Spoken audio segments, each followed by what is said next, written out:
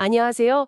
오늘은 여러분이 보내주신 자료들 바탕으로 이 대규모 언어 모델, 그러니까 LLM의 환각 현상 있잖아요. 이걸 좀 깊게 파고들어 보려고 합니다. 특히 CVS 헬스가 이걸 해결하려고 UQLM이라는 프레임워크를 만들었다고 하던데 같이 살펴보시죠. 이게 LLM이 막 그럴듯하게 틀린 말을 할 때가 있는데, 특히 의료나 금융처럼 중요한 분야에서는 정말 큰일 나잖아요. 아, 네, 맞습니다. 그게 정말 심각할 수 있는 문제죠.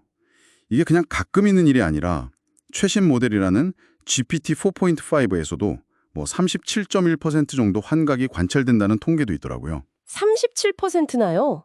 와, 생각보다 훨씬 높네요. 그렇죠. 이런 오류 하나가 뭐 안전 문제나 아니면 큰돈 문제로 바로 이어질 수 있는데 모델이 내놓는 걸 사람이 일일이 다 확인한다. 아, 이건 현실적으로 좀 어렵죠. 하긴 그렇겠네요. 네. 그래서 이제 불확실성 정량화, 이건 줄여서 UQ라고 하는데 이 UQ 기술이나 오늘 얘기할 UQLM 같은 접근법이 꼭 필요한 겁니다. 아, UQ? 불확실성 정량화. 그래서 UQLM이 나온 거군요. 이게 LLM 답변이 얼마나 믿을 만한지를 0에서 1 사이 점수로 딱 알려준다고요? 네, 맞아요. 그럼 정수가 낮으면 이것 좀 이상한데? 하고 신호를 주는 뭐 그런 경고등 같은 거네요? 그렇죠. 일종의 그런 역할을 기대하는 거죠. 자료 보니까 특히 그 제로 리소스 방식이라는 게 좀 흥미로웠어요. 외부 데이터나 뭐 인터넷 연결 없이도 환각을 잡아낸다니.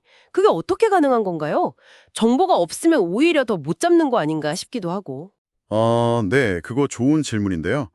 제로 리소스라는 게 이제 외부에서 이게 사실이야라고 확인하는 게 아니고요. LLM이 만들어낸 답변 그 자체의 어떤 내부적인 일관성이나 아니면 언어적인 특성 같은 거 있잖아요. 그걸 분석해서 아, 이 답변은 좀 불확실한데 하고 추정하는 방식이에요. 답변 자체의 특징이요. 예를 들면 어떤 건가요? 예를 들면 답변이 얼마나 자신감 넘치는 표현을 썼는지 아니면 뭐 같은 질문을 여러 번 던졌을 때 얼마나 일관되게 답하는지 이런 걸 보는 거죠. 아하. 물론 이게 뭐 완벽하게 다 잡아내는 건 아니지만 그래도 민감한 정보를 외부에 보낼 수 없거나 인터넷이 안 되는 환경 그런 데서는 이게 아주 유용하죠. 특히 개인정보 보호나 보안이 중요한 뭐 의료 분야 같은 데 딱 맞는 겁니다. 아, 외부 정보 없이 답변 자체의 스타일이나 일관성을 본다. 네, 흥미롭네요. 그럼 ULM에는 이런 제로 리소스 말고 또 다른 평가 도구, 스코어러라고 하셨죠? 그런 것도 있나요? 네, 있습니다. 크게 보면요. LLM 내부를 들여다보냐 아니냐에 따라서 블랙박스 방식이랑 화이트박스 방식으로 나눌 수 있어요. 블랙박스, 화이트박스요? 네. 그냥 간단히 말하면 블랙박스는 모델에 뭘 넣고 뭐가 나오는지만 보고 판단하는 거고요. 화이트박스는 모델 내부의 뭐 확률값 같은 그런 정보까지 써서 좀 더 정교하게 평가하는 거죠. 아, 더 자세히 들여다보는 거군요. 그렇죠. 그리고 아예 다른 LLM을 심사위원처럼 쓰는 방식도 있고요. 또 아마 가장 강력한 방법 중 하나일 텐데 이런 여러 스코어러들을 잘 조합하는 앙상블 방식도 있습니다. 앙상블이요? 여러 개를 합치는 거군요. 마치 전문가 위원회처럼. 네, 비슷합니다. 자료에서도 이 튜닝 가능한 앙상블이 개별 방식보다 성능이 더 좋았다고 나오던데요. 이게 그냥 단순히 점수만 합치는 거랑은 다른 건가요? 뭐 예를 들어서 특정 종류의 오류를 더 잘 찾아내도록 막 조절할 수도 있고 그런 건가요? 오, 네, 정확히 보셨어요. 그 튜닝 가능하다는 게 핵심입니다.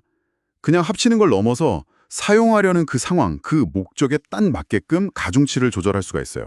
가중치 조절이요. 네, 예를 들어서 금융 정보를 다룰 때는 틀렸는데 맞다고 하는 거, 이게 정말 치명적이잖아요. 네, 그렇죠. 큰일 나죠. 반대로 의료 정보에서는 맞는데 틀렸다고 놓쳐버리면 안 되잖아요.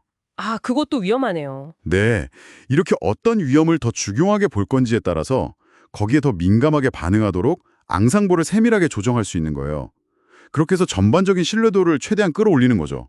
와, 상황에 맞게 최적화가 가능하다니 이거 진짜 실용적인데요.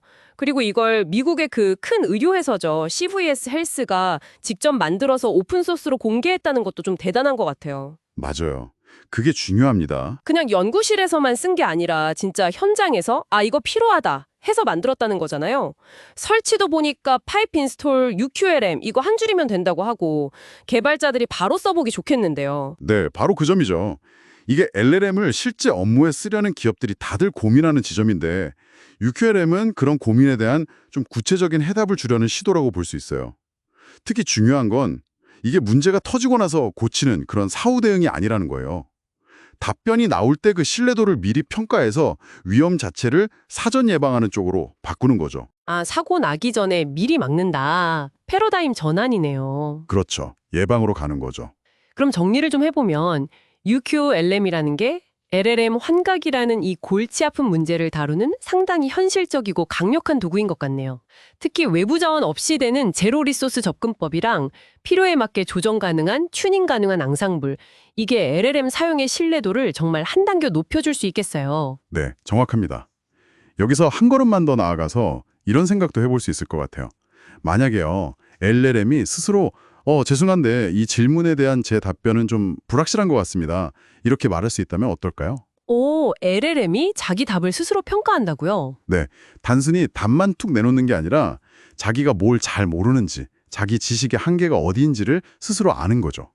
그래서 이 부분은 사람이 꼭 확인해 봐야 합니다 하고 먼저 제안할 수 있는 그런 자기인식 능력이요. 자기 인식 능력이라. 네.